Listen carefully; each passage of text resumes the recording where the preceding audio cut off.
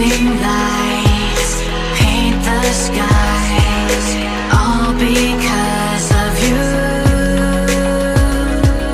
Dripping lights paint the skies, only you can make me move. You can make me move.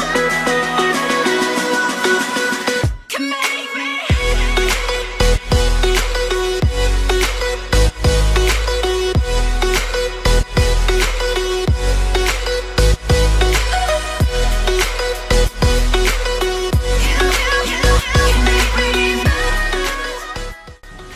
Hai, selamat datang di Thermal Mobil. Oke, minggu lalu kita udah bahas review mengenai Xpander Cross 2022 kali ini. Nah, kali ini gue akan membahas mengenai keunggulan dan kekurangan dari Xpander Cross 2022 ini. Penasaran? Saksikan terus di Thermal Mobil. Empty hearts and neon lights, they're playing with my mind. Oke, keunggulan pertama yang gue suka dari Xpander Cross 2022 ini yaitu dari desain eksteriornya. Sumpah bos, ini gagah dan sporty banget. Bisa kita lihat dari bagian depannya, itu sangat ganteng banget. Jadi walaupun ini mobil keluarga, tapi kalau kita bawa mobil ini akan terasa sangat gagah dan pastinya sporty banget sih. Inilah keunggulan pertama yang gue suka dari Xpander Cross 2022. Oke, kelebihan kedua itu dari sisi interiornya. Kita bahas interior dulu. Nah, yang pertama adalah kelebihan kedua itu adalah dari sisi setirnya. Ini setirnya ini lebih besar karena ini udah kayak Pajero Sport sih. Jadi ini keren banget, gagah banget tuh, udah 4 palang gitu ya kan. Jadi kalau dulu beli Xpander biasa ganti setir ke Pajero Sport, tapi ini nggak perlu ganti lagi. Jadi ini udah setir Pajero Sport dan gagah banget, besar banget sih gitu. Itulah kelebihan kedua dari Xpander Cross. Kelebihan ketiga itu dari sisi MID-nya. Ini MID-nya sudah full digital dan memang keren dan modern banget sih. Dan juga ada icon dari mobil si Xpander Cross-nya. Jadi menurut gue ini kelebihan ketiga yang paling cakep.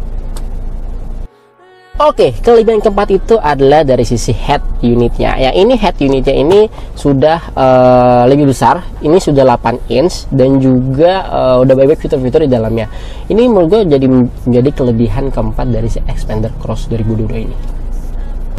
Oke, kelebihan kelima itu adalah dia sudah memiliki fitur AYC, yang dimana itu saat kalian manuver gitu, itu nanti misalnya manuver ke kanan, itu nanti ban kanan bagian dalamnya itu akan ngerem gitu, membuat stabil lah saat manuver. Jadi itu fitur yang memang wajib banget sih menurut gue di mobil-mobil era sekarang gitu kan, karena kalau kalian manuver itu akan membuat stabil dan lebih nyaman lah gitu, dan lebih aman gitu. Itu fitur kelima dari si Xpander Cross.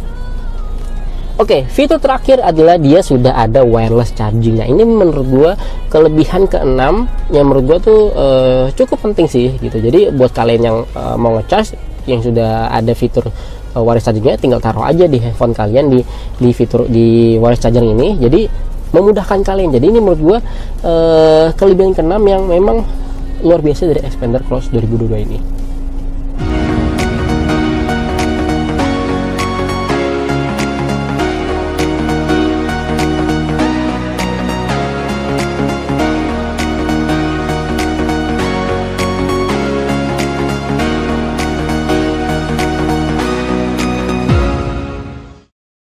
Oke, tadi kita udah bahas kelebihannya. Nggak adil loh kalau kita nggak bahas kekurangannya. Nah, kekurangan pertama adalah ini harganya mahal banget bos. Menurut gua harganya cukup mahal, cukup tinggi dibandingkan dengan kompetitornya, misalkan Honda BR-V gitu kan, harga sekitar 340 juta atau 330 jutaan. Itu dia sudah dapat fitur yang banyak, Honda Sensing dan lain-lain. Ini 335 jutaan itu masih belum dapat fitur yang seperti itu, sekelas itu. Jadi menurut gua ini kekurangan pertama adalah harganya memang cukup tinggi sih gitu. Itulah kekurangan pertama dari Xpander Cross 2022. Oke, kekurangan kedua adalah dari sisi ban belakangnya. Jadi masih tromol gitu, ban belakangnya itu remnya masih tromol. Jadi harusnya harga segitu udah cakram lah gitu. Jadi menurut gua ini kekurangan kedua dari si Xpander Cross ini. Oke, kekurangan ketiga itu sayang banget sih untuk Xpander Cross 2022 ini cuman ada dual SS airbag doang sih, 2 titik doang di situ, mesin doang. Jadi itu dibandingkan kompetitor itu sudah ada 6 titik, tapi dia cuman ada 2 titik aja. Jadi menurut gue tuh menjadi kekurangan ketiga dari si Xpander Cross 2022. Oke, kekurangan keempat itu dari sisi performa mesinnya.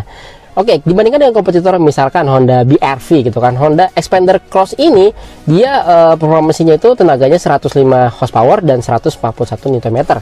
Sedangkan kalau untuk Honda BR-V dia itu 121 horsepower dan 145 Nm. Jadi lebih tinggi BR-V gitu ya kan dari sisi performa mesinnya gitu. Jadi menurut gua itulah kekurangan keempat dari Xpander Cross.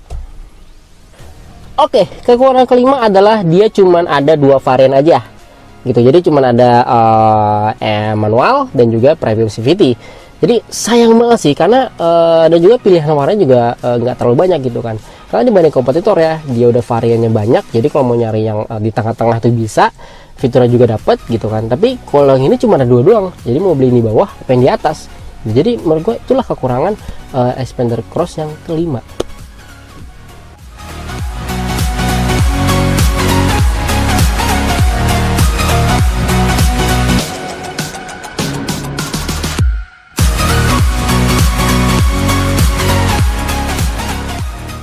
Itulah tadi kelebihan dan kekurangan dari Xpander Cross 2022 ini. Nah, buat kalian yang ada komentar lain dan kekurangannya atau kelebihannya, langsung aja share di kolom komentar. Jangan lupa like video ini dan pastinya subscribe channel Teman Mobil. Itu saja dari saya, salam Teman Mobil.